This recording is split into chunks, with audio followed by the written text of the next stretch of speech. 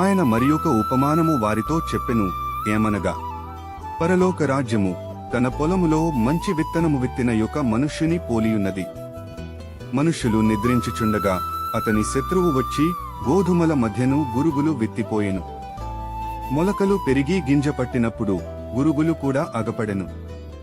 అప్పుడు ఇంటి యజమానుని దాసులు అతని యొద్దకు వచ్చి, అయ్యా, నీవు నీ పొలములో మంచి విత్తనము విత్తితివి గదా, అందులో గురుగులెక్కడ నుండి వచ్చినవని అడిగిరి.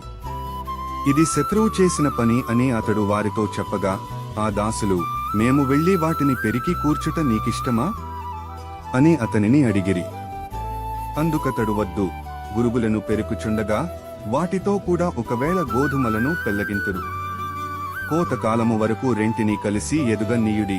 కోతకాలమందు గురుగులను ముందుగా కూర్చి వాటిని కాల్చివేయుటకు కట్టలు కట్టి గోధుమలను నా కొట్టులో చేర్చిపెట్టుడని కోతగాండ్రతో చెప్పుదును.